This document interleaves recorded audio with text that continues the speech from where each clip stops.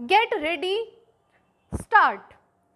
अध्यक्ष महोदय, हमारे दल ने असम राज्य की समस्या को जिस रूप में समझा है, उसको हमारे दल के नेता ने इस सदन में अपने भाषण में स्पष्ट रूप से यह कह दिया है।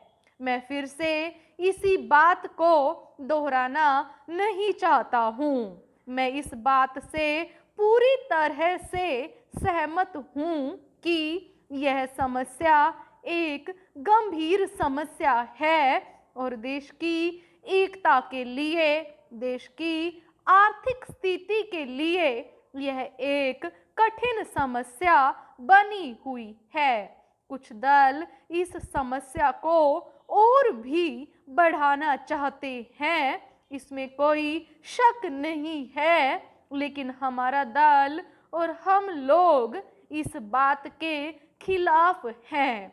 आप और हम भी यह जानते हैं कि कुछ विदेशी शक्तियां, जिनकी चर्चा सदन में भी हो चुकी है, यह सभी काम कर रही हैं। यह समस्या न केवल असम राज्य में है, बल्कि धीरे धीरे यह देश के अन्य कई राज्यों में भी पैदा हो रही है। ऐसी विदेशी शक्तियों की यह इच्छा है कि यह देश सदा के लिए अलग अलग हिस्सों में बंट जाए। अध्यक्ष महोदय, इस बारे में हम सरकार के साथ हैं। हम अपने देश की एकता को किसी भी कीमत पर भंग नहीं होने देंगे।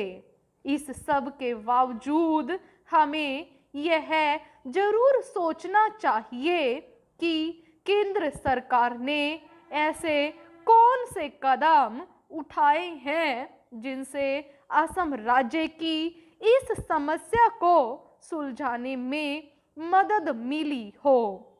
इस सदन के मेरे एक माननीय सदस्य कह रहे थे कि असम की आर्थिक स्थिति का लाभ उठाकर ये सभी शक्तियां वहां पर अपना काम कर रही हैं।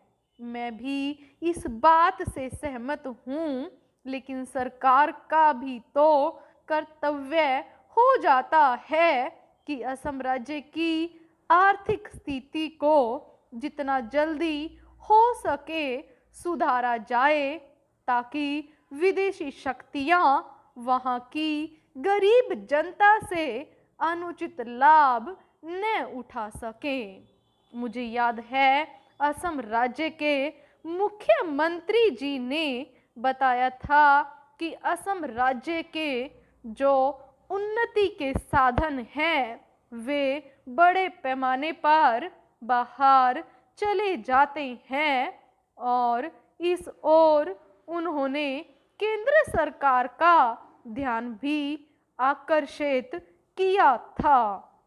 लेकिन उस समय केंद्र सरकार ने मुख्यमंत्री जी की इस बात की ओर विशेष ध्यान नहीं दिया। इसी तरह से यदि आप देखें तो आम असम राज्य की ओर भी विकास की योजनाओं की तरफ विशेष ध्यान नहीं दिया गया है। यही कारण है कि असम राज्य का अब तक उतना विकास नहीं हुआ जितना कि होना चाहिए। पूर्ण विराम।